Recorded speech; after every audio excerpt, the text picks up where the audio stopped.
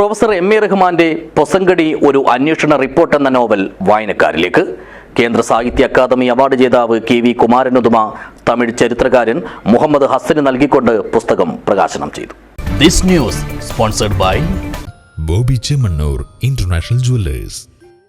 ഉദുമ മൂലയിലെ തന്റെ സ്വന്തം വസതിയായ ഈസാസിൽ വെച്ച് തന്നെയാണ് പ്രൊഫസർ എം എ റഹ്മാൻ തന്റെ പൊസങ്കടി ഒരു അന്വേഷണ റിപ്പോർട്ട് എന്ന നോവൽ വായനക്കാർക്കായി സമർപ്പിച്ചത്.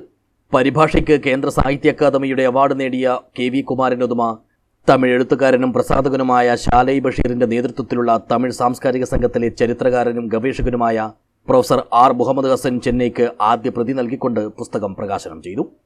നന്മ മാത്രം കാണുകയും നന്മ മാത്രം ചെയ്യുകയും ചെയ്യുന്ന ഒരു ഉപ്പാൻ്റെയും ഉമ്മാൻ്റെയും മകനായിട്ടാണ് റഹ്മാൻ പാടുന്നത്. അതുകൊണ്ട് തന്നെ അദ്ദേഹത്തിൻ്റെ ജീവിതത്തിലെ മുഴുവനും ഈ ഗുണം നമുക്ക് കാണാം. എവിടെ നോക്കിയാലും ഒരു കാലത്തും അന്യായമായ ഒരു കാര്യം ചെയ്യാൻ അദ്ദേഹത്തിന് കഴിയില്ല. കാരണം അദ്ദേഹത്തിൻ്റെ പൈതൃക അതാണ്, നന്മ മാത്രം ചെയ്യുക എന്നുള്ള പൈതൃകമാണ്. പക്ഷെ അതേ അവസരത്തിൽ ഇമ്മ കണ്ടാൽ ഘോരഘോരം അതിനോട് പോരാടുന്ന സ്വഭാവം കൂടി അദ്ദേഹത്തിനുണ്ട്.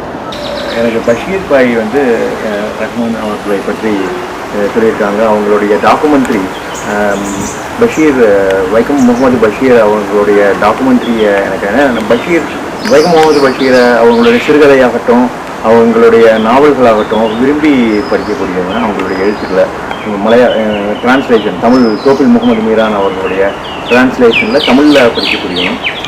നാഗർകോവിലിലെ അറബി മലയാളം ഗവേഷകൻ അൻസാർ മിതാലം, നാഗൂറിലെ ഡാൽബ നാസിഫ്, ചെന്നൈയിലെ web developer Abdul Latheef, IT വിദഗ്ധൻ തമീമുൽ അൻസാരി, സഞ്ചാര സാഹിത്യകാരനും ജൈവ കർഷകനുമായ കേരർ മീരാൻ ഷാഹുൽ ഹമീദ്, പ്രാദേശിക ചരിത്രകാരൻ അസ്കർ എന്നിവർ അതിഥികളായി എത്തി ചടങ്ങിൽ പങ്കെടുത്തു.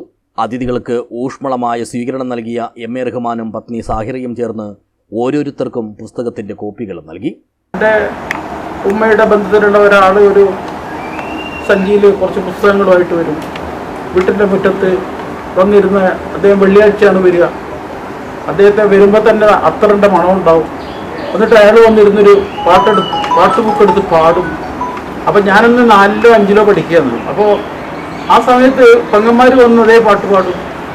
കുറച്ച് കഴിഞ്ഞപ്പോൾ അത് മീൻകാരി വായിക്കും, മലയാളത്തിലുള്ള മീൻകാരി വായിക്കും. കുറച്ച് കഴിഞ്ഞപ്പോൾ വൈക്കം മുഹമ്മദ് ബഷീറിൻ്റെ പാത്തുമ്മയുടെ ആട് വായിക്കും. അങ്ങനെ ആദ്യഘട്ടത്തിൽ ഒരു അറബ് മലയാളത്തിൻ്റെ ഒരു വലിയ ലോകം ഉണ്ടായിരുന്നു. അതിൽ നിന്നാണ് നമ്മൾ സാഹിത്യം എഴുതാനും വായിക്കാനും പഠിച്ചത്. നിരൂപകനായ വായനക്കാരൻ സയ്യിദ് ബഹാറുദ്ദീൻ പുസ്തകം പരിചയപ്പെടുത്തി. News bureau, Uduma.